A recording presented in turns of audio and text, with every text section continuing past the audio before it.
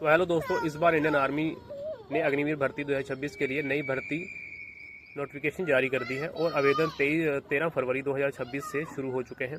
आपको 13 फरवरी से लेकर 1 अप्रैल 2026 तक ऑनलाइन फार्म भरना है और इसके लिए joinindianarmy.nic.in वेबसाइट पर जाकर रजिस्ट्रेशन करना होगा। पहले अग्निवीर की उम्र सीमा सिर्फ 21 साल तक थी, लेकिन इस बार सरकार ने आयु सीमा बढ़ाकर 22 साल तक कर दी गई, यानी 1 साल की पूरी छूट दी है। यानी आप 17.5 साल से लेकर के 22 साल तक की इसमें इस भर्ती में आवेदन कर सकते हैं। शैक्षिक योग्यता जो कि हर पोस्ट के लिए अनुसार अलग अलग रखी गई है। जनरल ड्यूटी के लिए टेक्निकल के लिए 10वीं 12वीं पास अभ्यर्थी आवेदन कर सकते हैं और 8वीं पास के लिए भी कुछ ट्रेड्समैन के पद हैं। इस भर्ती में सीई, लिखित टेस्ट, रिक्रूटमेंट, रैली, शारीरिक और मेडिकल टेस्ट जैसे स्टेज होंगे और चयन उसी के आधार पर किया जाएगा। तो और इस बार एनसीसी सर्टिफिकेट वाले जो कैंडिडेट हैं उनको भी काफ़ी बेनिफिट मिलने की संभावना है। बात सिर्फ बोनस अंक तक की ही नहीं है, कई रिपोर्टों में यह भी बताया गया है कि एनसीसी सर्टिफिकेट वाले उम्मीदवारों को लिखित परीक्षा से छूट मिलने की संभावना है। यह उन्हें सीधे भर्ती रैली में बुलाया जा सकता है, यानी वे लिखित परीक्षा न देकर सीधे अगले चरण में जा सकते हैं। हालांकि यह अभी आधिकारिक रूप से 100% लागू नहीं हुआ है और सरकार की ओर से फाइनल नोटिफिकेशन का इंतजार है। इसके तहत ही ये प्रक्रिया हो सकती है। संभावना यह सकती है कि एनसीसी सर्टिफिकेट होल्डर के लिए एग्जाम में छूट बिल्कुल पूर्णतः 100% मिल सकती है।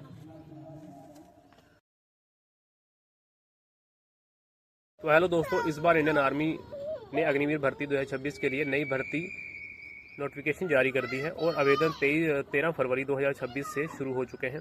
आपको 13 फरवरी से लेकर 1 अप्रैल 2026 तक ऑनलाइन फार्म भरना है और इसके लिए joinindianarmy.nic.in वेबसाइट पर जाकर रजिस्ट्रेशन करना होगा। पहले अग्निवीर की उम्र सीमा सिर्फ 21 साल तक थी, लेकिन इस बार सरकार ने आयु सीमा बढ़ाकर 22 साल तक कर दी गई, यानी 1 साल की पूरी छूट दी है। यानी आप 17.5 साल से लेकर के 22 साल तक की इसमें इस भर्ती में आवेदन कर सकते हैं। शैक्षिक योग्यता जो कि हर पोस्ट के लिए अनुसार अलग अलग रखी गई है। जनरल ड्यूटी के लिए टेक्निकल के लिए 10वीं 12वीं पास अभ्यर्थी आवेदन कर सकते हैं और 8वीं पास के लिए भी कुछ ट्रेड्समैन के पद हैं। इस भर्ती में सीई, लिखित टेस्ट, रिक्रूटमेंट, रैली, शारीरिक और मेडिकल टेस्ट जैसे स्टेज होंगे और चयन उसी के आधार पर किया जाएगा। तो और इस बार एनसीसी सर्टिफिकेट वाले जो कैंडिडेट हैं उनको भी काफ़ी बेनिफिट मिलने की संभावना है। बात सिर्फ बोनस अंक तक की ही नहीं है, कई रिपोर्टों में यह भी बताया गया है कि एनसीसी सर्टिफिकेट वाले उम्मीदवारों को लिखित परीक्षा से छूट मिलने की संभावना है।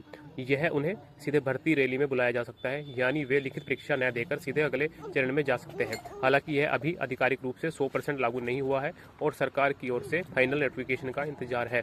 इसके तहत ही ये प्रक्रिया हो सकती है। संभावना यह सकती है कि